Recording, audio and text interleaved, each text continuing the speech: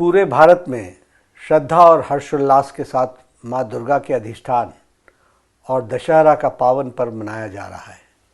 साथ ही आदरणीय प्रधानमंत्री श्री नरेंद्र मोदी जी की प्रेरणा से 22 सितंबर प्रथम नवरात्रों से देश भर में जीएसटी बचत उत्सव भी मनाया जा रहा है।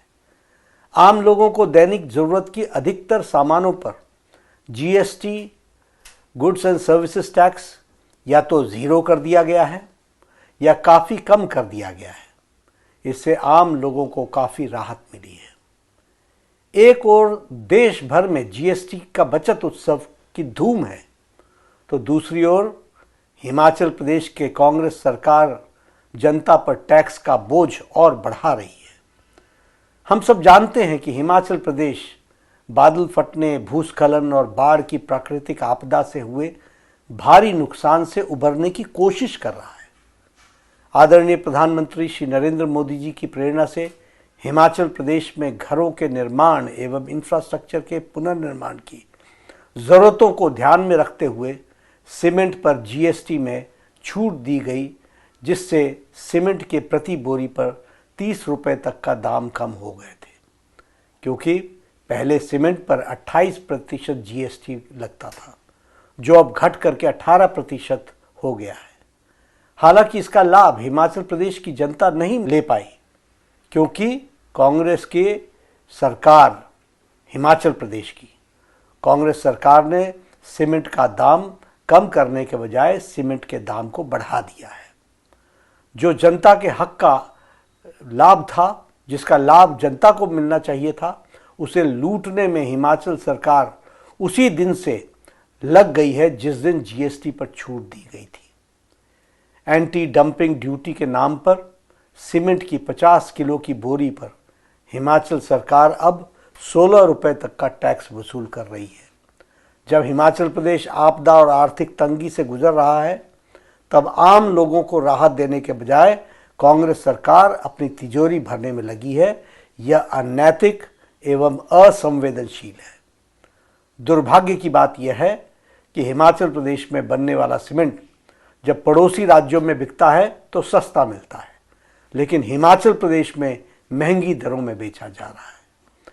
कांग्रेस की वर्तमान सरकार इतनी असंवेदनशील है कि सीमेंट के साथ साथ उसने पानी के बिल पर टैक्स बढ़ा दिया है, स्टाम्प शुल्क पर भी टैक्स बढ़ा दिया है, ग्रामीण जलापूर्ति पर भी 100 रुपये का एक मुश्त शुल्क लगा दिया है। साथ ही बिजली के बिल में भी भारी बढ़ोतरी कर दी है। प्रधानमंत्री श्री नरेंद्र मोदी जी हिमाचल प्रदेश की जनता को राहत देना चाहते हैं, लेकिन कांग्रेस सरकार उन पर टैक्स का और शुल्क का बोझ डालकर उन्हें बदहाल बनाने में लगी हुई है। यह हिमाचल की सरकार के प्रति कांग्रेस सरकार के अमानवीय चेहरे को उजागर करता है। इसकी जितनी भी निंदा की जाए वह कम है। सुक्खू की सरकार झूठी गारंटियों के नाम पर हिमाचल प्रदेश के आर्थिक स्थिति को बदहाल करके रख दिया है। ये जन विरोधी सरकार जनता समय आने पर इनको सबक सिखाएगी। और फिक्र हमेशा मेरे साथ रहता है। भूषण ज्वेलर्स, अनमोल रिश्तों के लिए। आया ना, मुंह में पानी आया ना। आपने मोमोज तो बहुत खाए होंगे, लेकिन वाह मोमोज के मोमोज नहीं खाए तो क्या ही खाया। टेस्ट की बात करूं तो जब मैं वीडियो बना रही थी ना, तो मुंह में इतना पानी आ रहा था कि जल्दी से मोमोज मिले और मैं खाऊं। वाह मोमोज।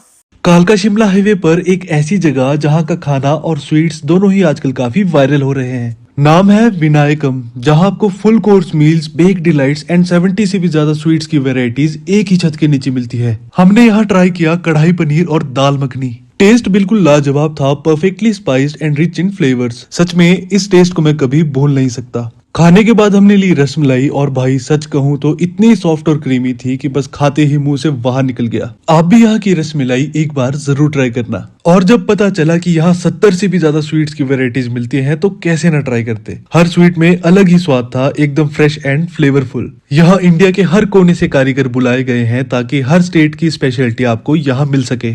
और टेस्ट में भी ऑथेंटिसिटी एंड क्वालिटी दोनों क्लियरली महसूस होती है। विनायकम स्वीट्स एंड रेस्टोरेंट आपको कालका शिमला हाईवे पर सोलन से थोड़ा आगे सोलोगड़ा में मिल जाएगा। अगर कभी शिमला जा रहे हो और कुछ अच्छा खाने का दिल करे तो इस जगह को बिल्कुल भी मिस मत करना।